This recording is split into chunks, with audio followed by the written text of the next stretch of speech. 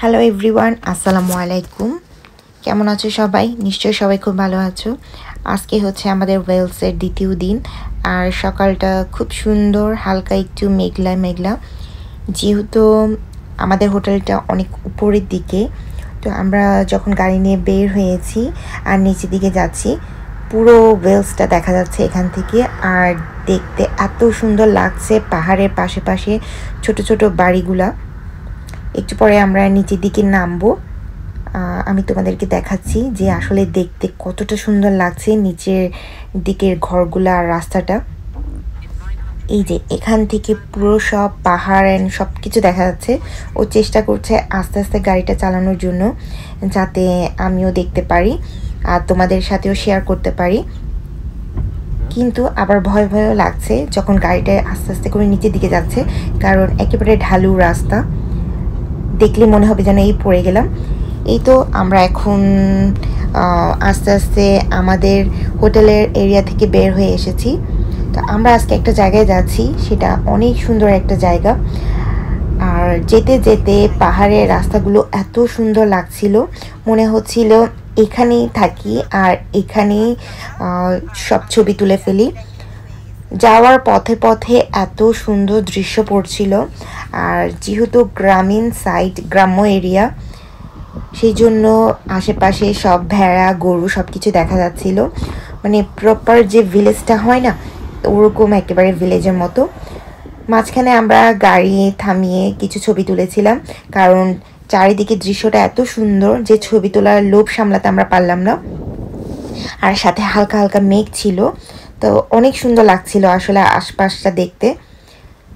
আর যেহেতু অনেক লং ড্রাইভের রাস্তা ছিল, তো আমাদেরকে গাড়িটা থামাতেই হচ্ছিল, কারণ টানা আসলে ড্রাইভ করা পসিবল না। এই যে আশপাশটা দেখো কত সুন্দর, মাশাল্লাহ, প্রকৃতি অনেক সুন্দর যদি আসলে কাছ থেকে দেখা যায়।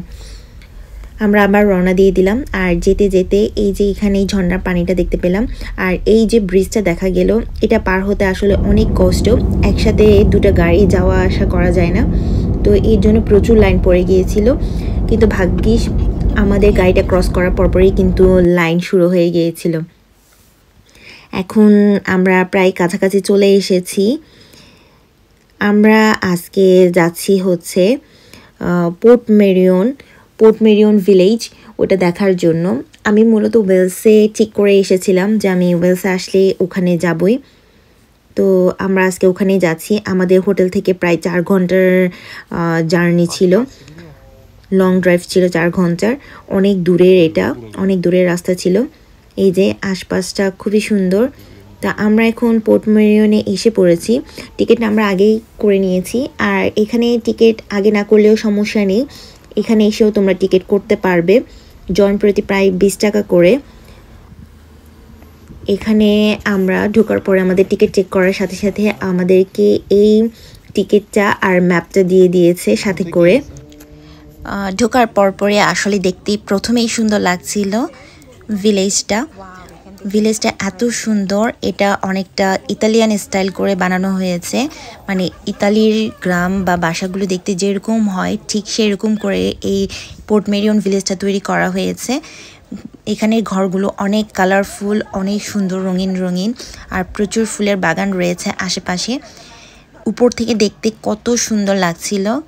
তো আমি বলবো ওয়েলসে যারা আসবে তারা একবার হলেও পোর্ট মেরিয়ন ভিলেজটা দেখে আসবে। আর এটা একটু অনেক দূরে, তো হাতে একটু সময় নিয়ে যাবে দেখতে। এই ভিলেজটা অ্যাটলিস্ট দেখে শেষ করতে প্রায় 2 থেকে 2.5 ঘন্টার মতো লাগবে। তা আমি সাজেস্ট করব একবার হলেও পোর্ট মেরিয়ন ভিলেজটা ঘুরে আসবে। এখানে আশপাশটা এত সুন্দর মাশাআল্লাহ, এত সুন্দর করে বানানো হয়েছে। আর আরেকটা জিনিস দেখলাম, এখানে কিন্তু গ্রামের লোকজন কিন্তু থাকে, আর যাদের বাসা বাড়িতে থাকে তাদের ওখানে কিন্তু প্রবেশ করা যায় না। কিছু কিছু জায়গায় ওরা নিষেধ করে দিয়েছে, ওখানে শুধু রেসিডেন্টসরাই থাকতে পারবে, ওখানে আসলে যাওয়া নিষেধ। তো এখানে কিছু দূর যাওয়ার পরে আমরা একটা কোস্টাল দেখতে পেলাম, কাছে একটা নদী ছিল। নদীর পানিটা শুকিয়ে গিয়েছে যেহেতু এখন সামার। যাই হোক, তারপরে কিন্তু দেখতে আসলেই অনেক সুন্দর লাগছিল। আমরা অনেকক্ষণ ওখানেই ছিলাম। তারপর এখানে একটা বিশাল দাবা ঘর ছিল, প্রায় সবাই এখানে খেলা খেলছিল, দাবা খেলছিল ফ্যামিলির সাথে।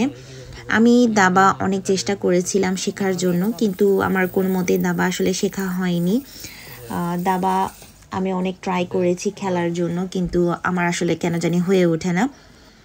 যেহেতু আমাদের আরও একটা জায়গায় যাওয়ার কথা ছিল, স্নোডোনিয়াতে, তো আমরা তাড়াহুড়ো করে বেরিয়ে পড়েছি, যেহেতু আমাদের একদিনে 2-3টে জায়গা এক্সপ্লোর করার কথা।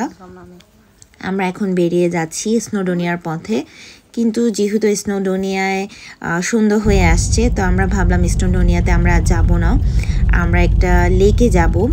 আর লেকটাও এখান থেকে প্রায় 2 ঘন্টার রাস্তা।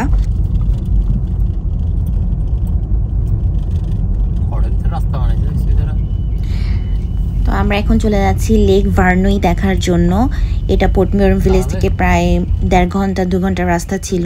আর এই রাস্তাটা আসলে অনেক ভয়ঙ্কর আর বিপজ্জনক, যেহেতু পাহাড়ের ধারের রাস্তা। কিছু কিছু রাস্তার সাইডে কিন্তু কোনো গেট বা রেলিং দেওয়া নেই, খুব সাবধানে আসলে চালাতে হচ্ছিল। আর দেখলে এত ভয় লাগছিল, কখনো উপরে উঠছে কখনো নিচে নামছে, মনে হচ্ছে যেন আমরা রোলার কোস্টারে আছি। এই যে এখন আমরা পাহাড়ের অনেক উপরে, এত ভয় লাগছিল। আর ও আমাকে বারবার বলছিল কথা না বলার জন্য, এখন যেহেতু খুব সাবধানে আসলে চালাতে হচ্ছিল, একটু দিক ওদিক হলে একেবারে পাহাড়ের নিচে। তো আমাদের আসলে ভেতরে অনেক ভয় লাগছিল। তারপর আমি চেষ্টা করেছিলাম কিছু ভিডিও নেওয়ার জন্য, যাতে তোমাদেরকেও দেখাতে পারি। রাস্তাটা এত সুন্দর, পাহাড়ের ঘেঁষে ঘেঁষে চলে যাচ্ছিল, আর আশেপাশে কোনো গাড়ি ছিল না, কোনো মানুষ ছিল না, সেজন্য আরও ভয় লাগছিল, যেহেতু শুধু আমরাই ছিলাম। তো কিছু দূর যাওয়ার পর এই জঙ্গলটা দেখতে পেলাম, এখানে অনেক বড় বড় গাছ রয়েছে। এইসব সিনারি মূলত আমরা মুভিতে দেখে থাকি, তা আজকে সরাসরি সামনে থেকে দেখলাম। আমরা এখানেও কিছুক্ষণ দাঁড়ালাম ছবি তোলার জন্য, যেহেতু এই রাস্তাটা আসলে সুন্দর লাগছিল। আমরা আবার রওনা দেওয়া শুরু করলাম, যেহেতু আমাদের প্রায় আরও 1 ঘন্টার মতো যেতে হবে। এই যে এখানে লিখে দিয়েছে লেক ভার্নুই। আর আরেকটা জিনিস হচ্ছে, আপনার গুগল ম্যাপ কিন্তু শেষ হয়ে যাবে, কিন্তু রাস্তা এখানে শেষ হবে না। আর এখানে কিন্তু এই লেকটাতে নামার কোনো ওয়ে আমরা পাইনি। তো এখান থেকে এই সুন্দর ব্রিজটা দেখা যাচ্ছিল, আর আশপাশটা এত সুন্দর লাগছিল। তো আমরা ভাবলাম এখানেই আমরা দাঁড়াই, এখান থেকে আমরা কিছু ছবি তুলবো। আর এখান থেকে পুরো লেকটা দেখা যাচ্ছিল, এত সুন্দর লাগছিল, মাশাআল্লাহ, এত সুন্দর দৃশ্য। ওই যে দূরে পাহাড় দেখা যাচ্ছে, দেখতে অনেক সুন্দর লাগছিল। আমি আসলে বলে বোঝাতে পারবো না, আপনারা না গেলে ওখানে বুঝবেন না আসলে কতটা সুন্দর। তো এরপর আমরা লেক ভার্নুই থেকে বের হয়ে আবার রওনা দিলাম, যেহেতু আমাদের ফিরতে প্রায় 4 ঘন্টার মতো লাগবে, আর সন্ধ্যা হয়ে আসছিল, আর যেহেতু পাহাড় থেকেও নামতে হবে। আর যাওয়ার পথে আমরা এখানে আবার এই ঝর্ণার পানিটা দেখতে পেলাম। তো আমরা ভাবলাম এখানে কিছুক্ষণ দাঁড়াই, মানে যেতে যেতে এত সুন্দর দৃশ্য চোখে পড়ছিল যে আসলে না দাঁড়িয়ে পারছিলাম না। এই যে উপরের যে রেলিংটা দেখা যাচ্ছে, আমাদেরকে এই পুরো রাস্তাটা ক্রস করতে হবে, পুরো রাস্তাটা পার হয়ে আমাদেরকে ওইদিকে নিচে যেতে হবে। মানে এত ভয় লাগছিল আমাদের, জানি না এখন আমাদেরকে আবার উঠতে হবে। কিন্তু আশেপাশের যে সিনারি আর ভিউটা খুব সুন্দর। এই যে যত সুন্দর হয়ে আছে, হালকা একটু অন্ধকার হয়ে আসতেছে। আমরা এখন আবার চলে যাব, রাস্তাটিতে যাব। এটা হচ্ছে যে অনেক অনেক ভয়ঙ্কর দেখতে, এখান থেকে কতটুকু বোঝা যাচ্ছে আমি জানি না, কিন্তু আমরা অনেক উঁচুতে আমরা।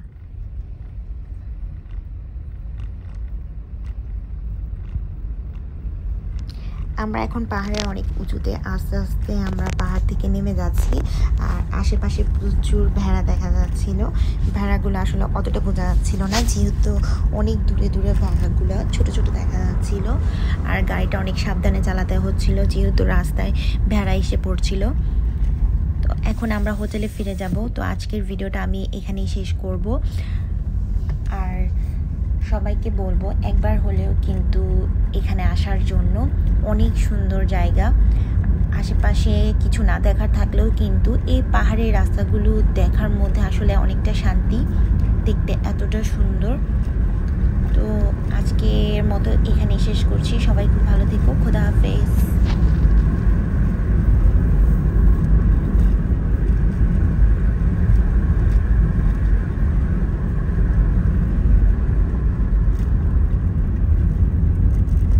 আমরা এখানে দাঁড়িয়ে আরো ছবি তুলতে পারি না রে?